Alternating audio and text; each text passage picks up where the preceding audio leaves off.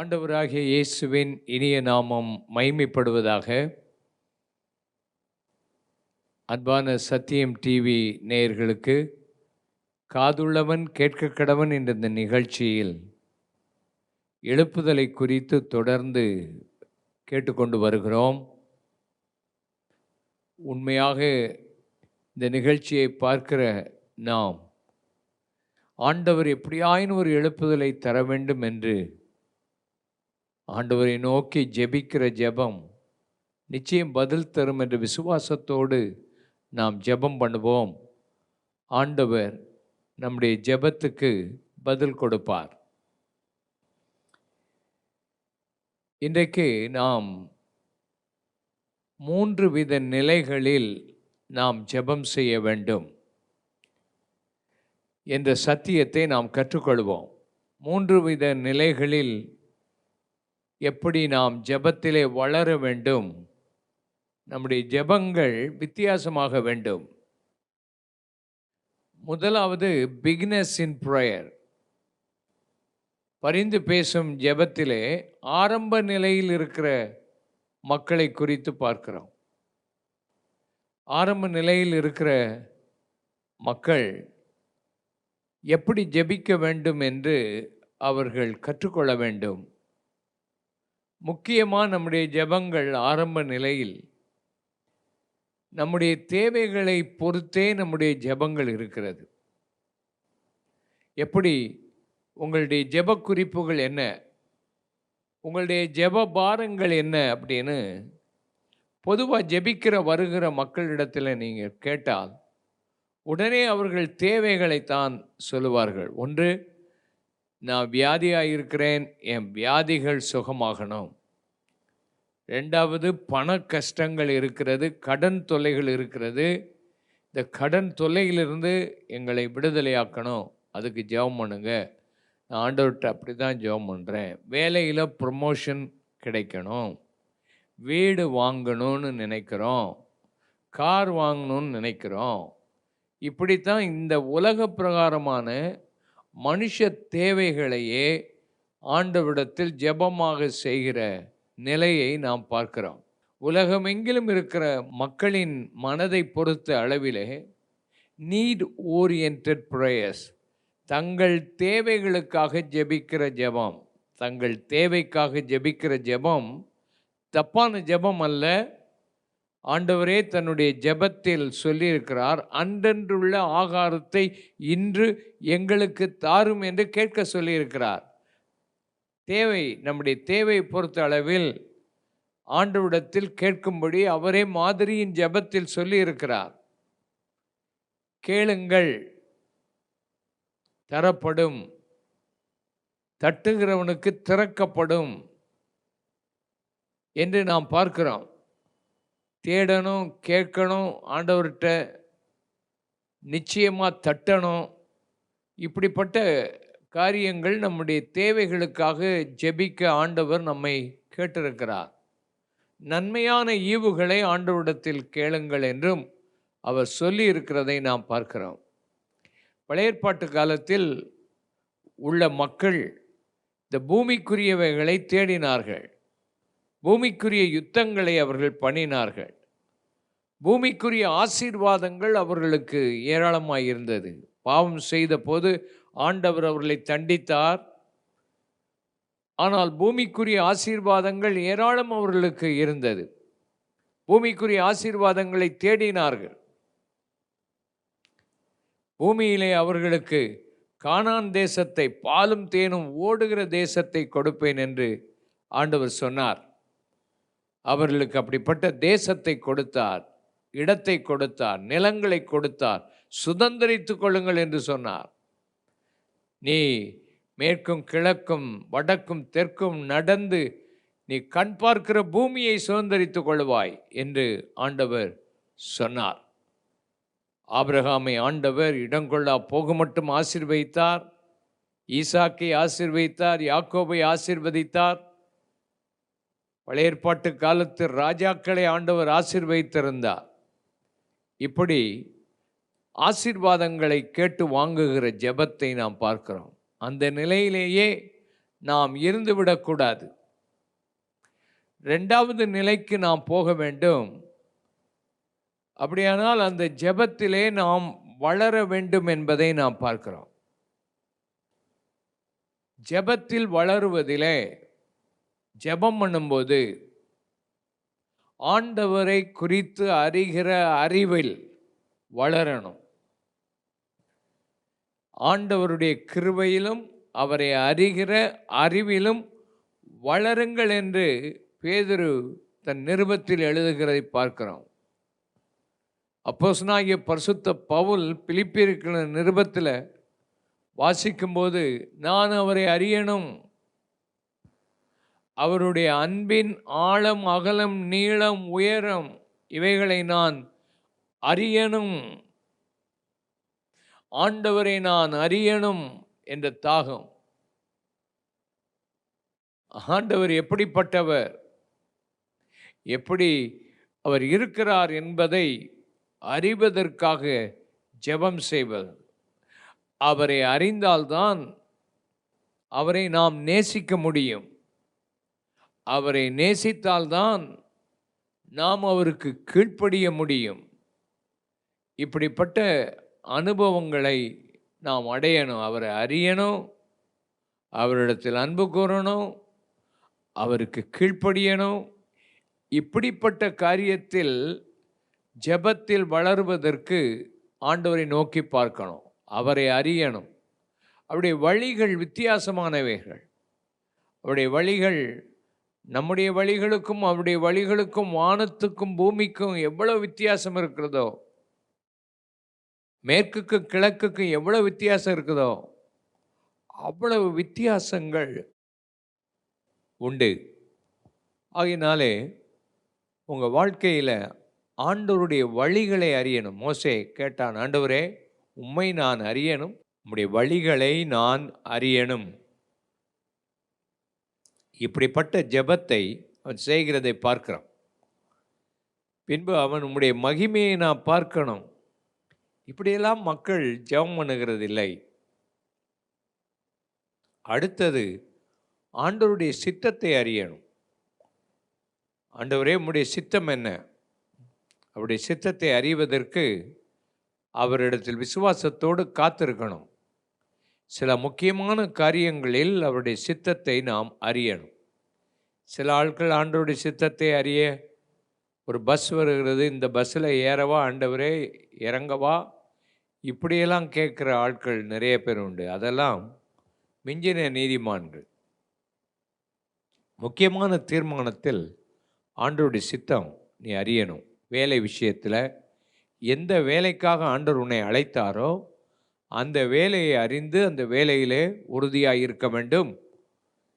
திருமண விஷயத்தில் எந்த பெண்ணை நீ திருமணம் பண்ண போகிறாய், கடைசி வரைக்கும் அந்த பெண்ணோடு வாழணும்.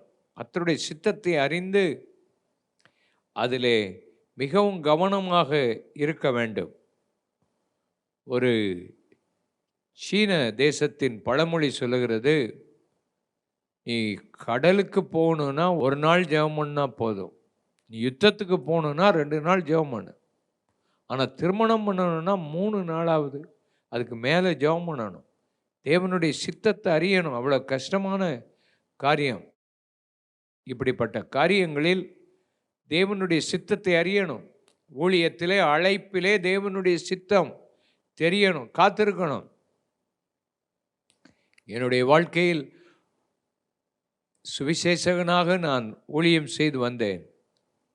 ஆனால் உட்கார்ந்து 2 வருஷம் ஜெபம் பண்ண, ஆண்டவரே என்னுடைய அழைப்பு என்ன, நான் என்ன செய்யணும், உங்கள் சித்தம் என்ன?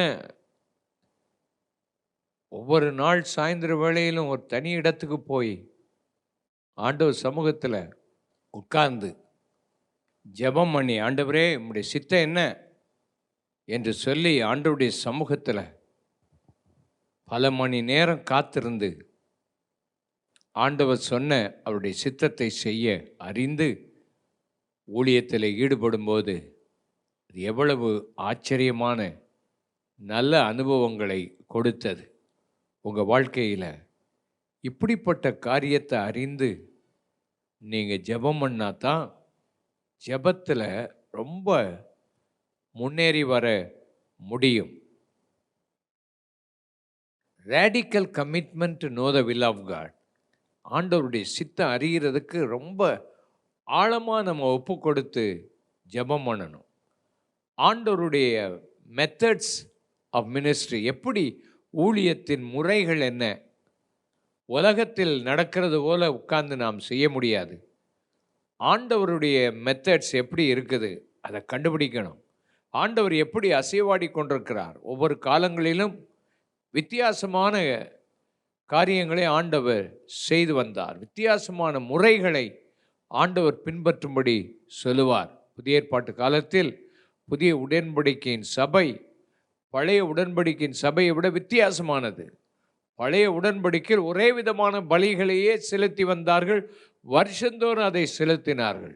புதிய உடன்படிக்கையின் சபை பரிசுத்த ஆவியானவரால் நடத்தப்படுகிறது. வித்தியாசமான காரியங்களை ஆவியானவர் நமக்கு தெரியப்படுத்துவார்.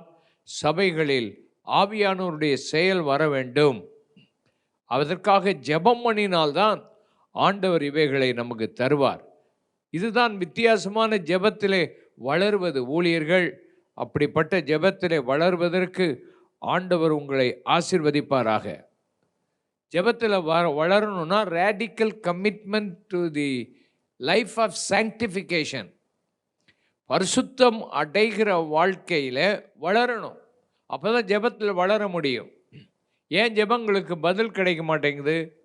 எவ்வளவோ ஜெபம் நடக்குது, ஆனால் பதில் வரல. காரணம், ஜெபிக்கிற மக்களுடைய வாழ்க்கையில் பரிசுத்தம் இல்லை. பரிசுத்தம் இல்லாமல் தேவனை தரிசிக்க முடியாது. பரிசுத்தம் வாழ்க்கையில் இல்லைன்னா நம்முடைய ஜெபத்தில் அர்த்தமே இல்லை. நாம் பரிசுத்தமான தெய்வத்தினிடத்தில் ஜெபம் பண்ணும்போது பரிசுத்தமாய் வாழ்ந்து ஜெபிக்கணும். இல்லாட்டா நம்முடைய ஜெபம் மேலே போய் நம்முடைய பாவங்கள் நமக்கும் நம்முடைய தேவனுக்கும் நடுவே நிற்கிறது. நம்முடைய ஜெபம் நம்முடைய பாவத்தில் தட்டி திரும்ப நமக்கே வந்துவிடும். அந்த ஜெபம் தேவ சமூகத்தை எட்ட வேண்டுமானால் பரிசுத்தமான வாழ்க்கையில் உன் பரிசுத்தம், ஜெபத்தில் உன் நாக்கு பரிசுத்தமாக இருக்கணும். உன் நாக்கு பரிசுத்தமாக இருக்கணும். இந்த நாக்கு வச்சு தான் ஜெபம் பண்ணுறோம், நாக்கு வச்சு தான் பிரசங்கம் பண்ணுறோம், நாக்கை வச்சு தான் சாட்சி சொல்கிறோம், நாக்கு வச்சு தான் நம்ம மற்றவங்களை உற்சாகப்படுத்துகிறோம். இந்த நாக்கு பொல்லாங்கானது, அதை பரிசுத்தப்படுத்து. உன்னுடைய வாழ்க்கையில் அசுத்தமான சிந்தை உனக்கு இருக்குதா, அதை பரிசுத்தப்படுத்து. அசுத்தமான படங்களை பார்க்குறியா? மற்றவங்களோட சமாதானமாக இருக்கிறியா? மற்றவங்களோட சமாதானமாக இல்லைன்னா மற்றவங்களை நீ எப்படி மன்னிக்கிறியோ அப்படி தான் ஆண்டவர் உன்னை மன்னிப்பார். அதனால் உன் வாழ்க்கையில் இந்த ஐக்கியத்தோடு இருந்து பாவங்கரைகள் மாற வேண்டும். அப்போ தான் ஜெபத்தில் வளர முடியுமே தவிர உனக்கு ஜெபத்தில் இன்ட்ரெஸ்டே இல்லாமல் போயிடும். உன் வாழ்க்கையில் பாவம் இருந்தா, உன் வாழ்க்கையில் இந்த மாதிரி காரியங்களில் தவறுகள் இருந்தால் ஜெபம் நல்லா இருக்காது.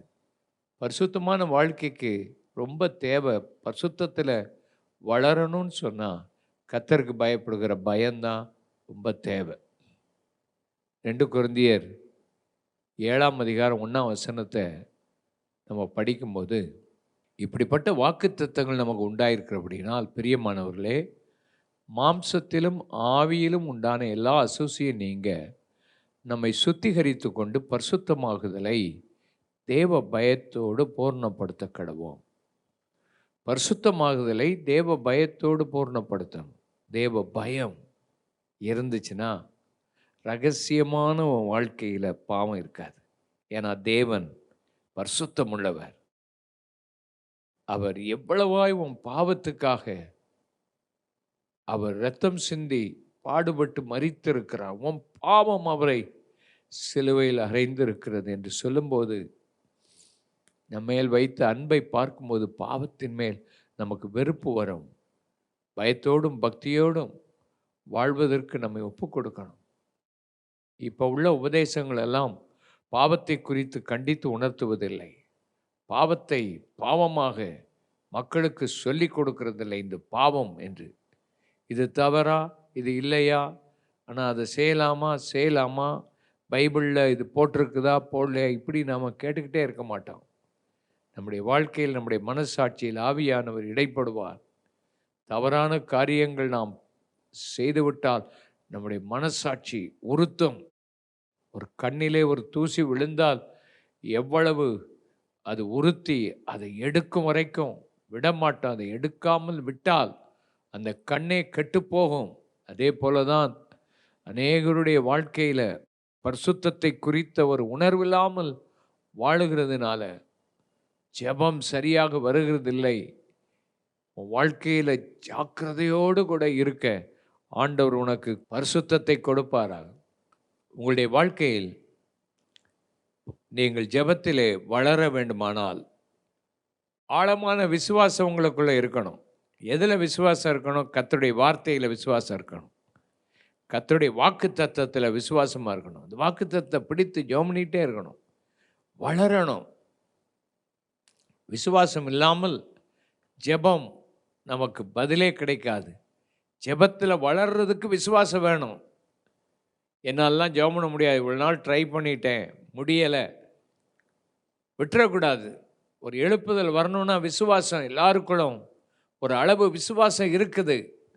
அந்த விசுவாசத்தில் வளர்ச்சி அடையணும். ஜெபத்தில் விசுவாசம் ரொம்ப தேவை. அது இல்லைன்னா வாழ்க்கையில் நம்ம வளர்ச்சி அடைய முடியாது. அதனால் உங்கள் வாழ்க்கையில் விசுவாசத்தில் வளர்றதுக்கு உங்களை அர்ப்பணிங்க. ஆண்டவர் உங்களோட கூட இருப்பார். அடுத்தது, உங்கள் வாழ்க்கையில் ஜெபத்தில் வளரணும்னா டிசிப்ளின் லைஃப் ரொம்ப தேவை. ஜெபத்துக்கு தேவை டிசிப்ளின் தான். குறிப்பிட்ட நேரத்தில் விடாமல் ஜெபம் பண்ணிக்கிட்டே இருக்கணும். விட்டுறக்கூடாது. ஜெபத்தை ஆரம்பித்து விட்டுறக்கூடாது. ஆண்டவர் ஜெபத்தில் பதில் கொடுக்கும் வரைக்கும் ஆழமாய் ஜெபிப்பதற்கு ஆண்டவர் உங்களை என்னை அழைக்கிறார். நம்முடைய வாழ்க்கையை ஒழுங்குபடுத்துவோம். சில ஆட்கள் காலையில் எழும்புறதே இல்லை இந்த நாட்களில். சில ஆட்கள் மாலையில் தான் நாங்கள் ஜெபம் பண்ணுவோம்னு சொல்கிறாங்க. ஆனால் மாலையில் இரவு நேரத்தில் ஜெபம் பண்ணுறதில்ல. எல்லா காரியத்தையும் அவர்கள் வேலையிலேயே செய்து செய்து செய்து ஊழியம் ஊழியம் ஊழியம், இல்லை வேலை வேலை வேலை வேலைன்னு சொல்லி டிவியிலேயும் மற்ற அநேக காரியங்களை உட்கார்ந்து நேரத்தை கழித்து போடுகிறத பார்க்குறோம். அநேகருடைய ஜெப வாழ்க்கை வளராமல் இருப்பது, ஜெபம்னு சொன்னால் அதுக்கு நேரம் கொடுக்கணும். ஜெபம்னு சொன்னால் அதுக்கு ஒழுங்கு இருக்கணும். ஜெபம்னு சொன்னால் அதுக்கு ஒரு ஆர்வம் இருக்கணும். டிசையர் அண்ட் டிசிப்ளின் ரொம்ப தேவை. உன்னுடைய தனிமையான நேரங்களை எப்படி செலவழிக்கிறா என்பதில் தான் இருக்குது. உன்னுடைய வாழ்க்கையில் எதில் இன்ட்ரெஸ்ட் இருக்கோ அதில் தான் உன் நேரத்தை செலவழிப்பான். உன்னுடைய வாழ்க்கையில் ஆண்டவர் மேலே இருக்கிற இன்ட்ரெஸ்ட்டை விட வேறு இன்ட்ரெஸ்ட் இருந்தால் உன் வாழ்க்கையை மாற்றி அமைக்கணும். Discipline your life. அப்போ தான் எழுப்புதலை பார்க்க முடியும். சபை விடாமல் ஜெபம் பண்ணிக்கொண்டே இருக்கணும். ஆழமான ஜெபம் சபைக்குள்ளே இருக்கணும். ஆழமாய் ஆண்டவருடைய சமூகத்தில் ஊக்கமாய் ஜெபியுங்கள். உங்கள் வாழ்க்கையில் ஆண்டவர் பெரிய காரியங்களை செய்வார். கடைசியில் உங்கள் வாழ்க்கையில் நல்ல ஜெபத்தில் வளரணுமானால் எது முக்கியமான காரியமோ அதைத்தான் செய்யணும். எது செய்ய வேண்டிய காரியமோ அதை செய்யணும். இயேசு தன்னுடைய வாழ்க்கையில் சொன்னார், நான் என் பிதாவின் வீட்டில் இருக்க வேண்டும் என்று நீங்கள் அறியாமல் இருக்கிறீர்களோ? கண்டிப்பாக என் பிதாவின் வீட்டில் நான் இருக்கணும். பெற்றோரையும் மற்ற எல்லாத்தையும் விட்டுட்டு அவர் தேவாலயத்தில் தங்கிவிட்டார். பெற்றோர்களை பார்த்து சொல்லுகிறார், உங்களுக்கு தெரியாதா நான் பிதாவுக்கு அடுத்தவைகளில் இருக்க வேண்டும் என்று தெரியாதா? எது முக்கியமோ அதை ஆண்டவராய் இயேசு செய்தார். அடுத்த ஊர்களில் நான் போய் பிரசங்கிக்க வேண்டும் என்று திட்டமாய் சொன்னார். பகலுக்குரிய இந்த நாட்களில் தான் தேவனுடைய கிரியை நான் செய்ய வேண்டும், அதை செய்து முடிக்க வேண்டும். இப்படி அவர் முக்கியமான காரியங்களில் தன்னுடைய நேரத்தை செலவழித்தார். இன்றைக்கு முக்கியமில்லாத காரியங்களில்தான் மக்கள் அநேகர் தங்கள் நேரத்தை செலவழிக்கிறத நாம் பார்க்குறோம். மற்றவங்கள வச்சு வேலை செய்ய வேண்டிய வேலைகளை செய்யணும். நாங்களோ ஜெபத்திலும் வேத வசனத்தை வாசிக்கிறதிலும் தரித்திருப்போம். ஆண்டவர் இப்படிப்பட்ட காலங்களில் நம்மை கொண்டு வந்திருக்கிறபடினால் ஒரு எழுப்புதலை நாம் காண்பதற்கு ஆண்டவருடைய சன்னிதானத்தில் இந்த காரியங்களில் கவனமாய் இருந்தால் ஜெபத்திலே நீங்கள் வளர முடியும். மூன்றாவது, நாம் ஜெபத்தில் வளர்ந்து கொண்டிருப்பது மாத்திரமல்ல, ஜெபத்திலே முன்னேறி இருக்க வேண்டும். அட்வான்ஸ் இன்டர்செசர்ஸாய் மாற வேண்டும். அப்படியானால் நம்முடைய வாழ்க்கையில் நாம் என்ன செய்ய வேண்டும்? ஆண்டவரை தரிசிக்கிற அனுபவத்துக்கு போகணும். மோசேயின் அனுபவத்தை பாருங்கள். என்னாகமம் 12ஆம் அதிகாரம் 6 முதல் 8 வசனங்களை வாசிப்போம். அப்பொழுது அவரின் வார்த்தைகளை கேளுங்கள். உங்களுக்குள்ளே ஒருவன் தீர்க்கதரிசியாய் இருந்தால் கர்த்தராகிய நான் தரிசனத்தில் என்னை அவனுக்கு வெளிப்படுத்தி சொப்பனத்தில் அவனோடு கூட பேசுவேன். என் தாசனாகிய மோசேயோ அப்படிப்பட்டவன் அல்ல. என் வீட்டில் எங்கும் அவன் உண்மை உள்ளவன். நான் அவனுடன் மறைப்பொருளாக அல்ல, முகமுகமாகவும் பிரத்யட்சமாகவும் பேசுகிறேன். அவன் கர்த்தரின் சாயலை காண்கிறான். இப்படி இருக்க நீங்கள் என் தாசனாகிய மோசேக்கு விரோதமாய் பேச உங்களுக்கு பயமில்லாமல் போனது என்ன என்பதை பார்க்கிறோம். மோசே ஆண்டவரை முகமுகமாய் தரிசித்தான். பிரத்யட்சமாய் ஆண்டவர் அவனோடு கூட பேசினார். அவன் ஆண்டவரை பார்த்து, ஆண்டவரே, நீர் நாம் விடமாட்டேன், இந்த ஜனத்தை நீர் அழிக்கக்கூடாது. நீர் எப்படி இந்த ஜனத்தை எகிப்திலிருந்து அதுக்கு தான் கொண்டு வந்தீரா? புறஜாதிகள் உம்மை பற்றி என்ன நினைப்பார்கள், பேசுவார்கள்? இந்த ஜனத்தை எகிப்திலிருந்து கொண்டு வந்து வனாந்திரத்தில் இவர்களை அழித்து போடணும் என்றுதான் கொண்டு வந்தார் என்று பேசுவார்கள் அல்லவா? ஆண்டவர் மோசேயை பார்த்து, இந்த ஜனத்தை விட்டுவிடு, நான் அவர்களை அழித்து விடுகிறேன், உன்னை பெரிய ஜாதியாக்குவேன் என்று சொன்னார். ஆனால் மோசே ஆண்டவரோடு கூட உட்கார்ந்து அந்த காரியங்களை எடுத்து தைரியமாக ஆண்டவரோட பேசுகிறத பார்க்குறோம். இப்படித்தான் தேவ சன்னிதானத்தில் தைரியத்தோடு ஆவியில் வளர்ந்தவர்கள் தேவனோடு கூட பேசுவார்கள். ஆண்டவர் அவர்களோடு கூட பேசி சில காரியங்களை கன்சல்ட் பண்ணுவார். எலியாவை பற்றி பார்க்கிறோம், மோசேயை பார்க்கிறோம். இயேசு மரிப்பதற்கு முன்பு மருப மலையில் அவர்களை அழைக்கிறார். மரணத்தை குறித்து, அவர் அடைய போகிற மரணத்தை குறித்து பேசிக்கொண்டிருந்தார்கள். நமக்கு இருக்கிற ஒரு தேவன் இருக்கிறாரே, ரொம்ப நல்லவர். அவர் நம்மை அதற்காக தான் தேடுகிறார். ஆபிரகாமை தேடுகிறார். அவன் என்னுடைய நண்பன். சோதோம் குமாராவை நான் அழிக்கப் போகிறேன், அதுக்கு முன்னால் நான் அவனோடு கூட பேசணும் என்று சொல்லி ஆண்டவர் இறங்கி வருகிறார். ஆபிரகாம் போகிறார்.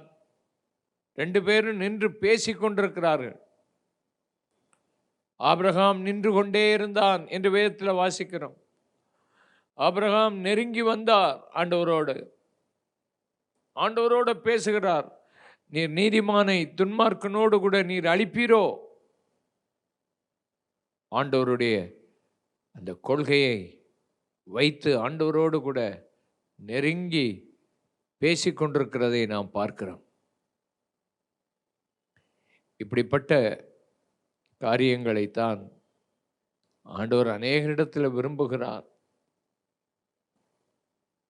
ஆண்டவர் இப்படிப்பட்ட காரியங்களை பேசணுங்கிறார். கை உயர்த்தி கேட்போம், ஆண்டவர் எங்களுக்கு இந்த கிருபையை தாங்க, நாங்கள் இப்படிப்பட்ட ஜெபத்தை செய்யணும், ஜெபத்தை நேரம் கொடுத்து செய்யணும். டேனி ஃபோமம் என்ற ஒரு கர்த்தருடைய தாசன் இருந்தார். ஆண்டவரோட நேரம் செலவழித்தார். ஜப்பானில் ஒரு இடத்துல போய் ஜப்பான் தேசத்துக்காக ஜெபம் பண்ணார். ஆண்டவரோடு நெருங்கி பேசினார். அவர் ஒவ்வொரு தேசத்துக்கும் போய் 10 நாட்கள் ஒரு கூட்டத்துக்கும் போக மாட்டார். ஒரு ஹோட்டலில் ஒரு அறையை எடுத்து ஆண்டவரிடத்தில் ஜெபம் பண்ணுவார் அந்த தேசத்துக்காக. அப்படி ஜெபம் பண்ணி ஆண்டவரோட பேசி இருக்கும்போது ஒரு நேரம் ஆண்டவர் சொன்னார், எனக்கு நேரம் கொடு. இந்த ஒரு வார்த்தை தான், எனக்கு நேரம் கொடு, நான் உன் கூட பேசணும், சில காரியங்களை உனக்கு சொல்லணும். மோசே ஆசரிப்பு கூடாரத்தை பண்ணும்போது நேரம் கொடுத்தார். 40 நாட்கள் இரவும் பகலும் உட்கார்ந்து ஒவ்வொரு டீட்டெயிலாக எழுதி நேரம் கொடுத்து ஆண்டவர் அவ்வளவு பேசுறதற்கு ஆசையாக இருக்கிறார். இன்றைக்கு இந்த வார்த்தையை கேட்டுக்கொண்டிருக்கிற உங்கள் வாழ்க்கையில் ஆண்டவரோடு பேசவும், ஆண்டவர் உங்களோடு பேசவும் நேரத்தை கொடுத்தால் எவ்வளோ ஆசீர்வாதமாக இருக்கும். இந்த நாட்களில் தொடர்ந்து நடந்து கொண்டிருக்கிற ஜெபங்கள், இவைகளிலே கர்த்தர் பேசணும். ஆண்டவர் எப்படியாயினும் நம்முடைய வாழ்க்கையில் ஜெபத்தில் வளரணும் என்கிற இந்த விசுவாசத்தை ஆண்டவர் கொடுக்கிறார். இதுதான் ரொம்ப முக்கியமான நேரம் உங்கள் வாழ்க்கையில். ஆண்டவரோட கூட தேசத்தினுடைய இஷ்யூஸ், ஒவ்வொரு தேசத்திலையும் சில காரியங்கள் இருக்குது. மால்டீவ் ஐலாண்டை பற்றி கேள்விப்பட்டு அங்கே அதுக்காக ஜெபம் பண்ணணும். காரணம், சைல்டு அப்யூஸ் அங்கே நிறையா இருக்குது, ட்ரக்ஸ் அங்கே நிறையா இருக்குது. குடி போதைகள் கடைகள் கிடையாது, அதுக்கு பதிலாக மறைமுகமாக ட்ரக்ஸ் மூலமாக ஜனங்கள் சீர்கட்டிருக்கிறாங்க. இந்த மாதிரி காரியங்கள் நம்முடைய தேசத்தில் எத்தனையோ இஷ்யூஸ் இருக்குது. ஆண் புணர்ச்சிக்காரர்கள் இந்த தேசத்தில் பெருகி வருகிறார்கள். ஆண்களை திருமணம் பண்ணணும், ரோட்டில் போர்டு பிடிச்சிட்டு பெண்களை திருமணம் பண்ணணும். ஆண்டவர் இந்த நாட்களில் இறங்கணும். இந்த மாதிரி காரியங்கள்லாம் தேசத்தில் பெருகி வரும்போது தேவனுடைய கோபம்தான் வருமே தவிர தேவனுடைய ஆசீர்வாதம் வராது. எழுப்புதலை பற்றி ஜெபம் பண்ணணும். இந்த மாதங்கள்லாம் வட்டாரங்களில் நம்ம போய் ஆண்டவர் சமூகத்தில் ஜெபம் பண்ணணும். வட்டாரங்களில், ஓ காட், வட்டாரத்தை ஆசீர்வதிக்கணும். வட்டாரத்தில் தேவனுடைய கரம் இறங்கி வரணும். தேவ சமூகம் நம்ம மத்தியில் இறங்கி வரணும். ஊக்கமாக ஜெபம் பண்ணுங்க. உங்கள் வட்டாரத்தில் போய் ஜெபம் பண்ணி பாருங்க. ஆசீர்வதிப்பார் ஆண்டவர். உன் ஜெபத்தை கேட்பார். அந்த வட்டாரத்தில் உள்ள பாவங்கள் என்ன, ஆண்டவர்கிட்ட எடுத்து போய் அதை வைத்து ஜெபம் பண்ணுங்கள். கர்த்தர் நிச்சயமா அதில் ஆசீர்வாதம் கொடுப்பார் என்பதில் சந்தேகம் இல்லை.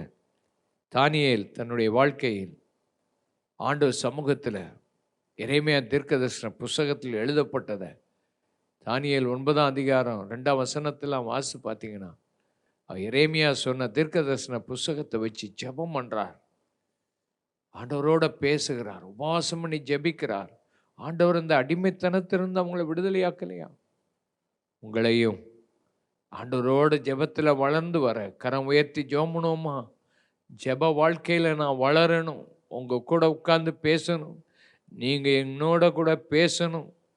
சபையை குறித்த காரியங்கள், தேசத்தை குறித்த காரியங்கள், பட்டணத்தை குறித்த காரியங்கள், கிராமத்தை குறித்த காரியங்கள், சபைகளை குறித்த காரியங்களை வெளிப்படுத்தும் ஆண்டவரே. இந்த நாட்களில் பெரிய வித்தியாசத்தை தாரும், உடைய நாமத்தை மகிமைப்படுத்தும். இயேசுவின் நாமத்தில் ஆண்டவரே, இந்த வார்த்தைகளை கேட்கிறோம், பெரிய காரியங்களை செய்யும். இந்த வார்த்தைகள் எங்கள் ஒவ்வொருடைய வாழ்க்கையில் ஒரு வித்தியாசத்தை கொண்டு வரட்டும். உடைய நாமத்தை மகிமைப்படுத்தும். எல்லாரும் ஆமேன் சொல்லுவோமா? ஆமேன். தொடர்ந்து இந்த வார்த்தைகளை நீங்கள் கேளுங்கள். ஆண்டவர் உங்களை ஆசீர்வதிப்பார். மற்றவர்களுக்கு இவைகளை குறித்து அறிமுகப்படுத்துங்கள். ஆண்டவர் உங்களோடு கூட இருப்பார். ஆண்டவர் நாம் மகிமைப்படுவதாக. ஆமேன்.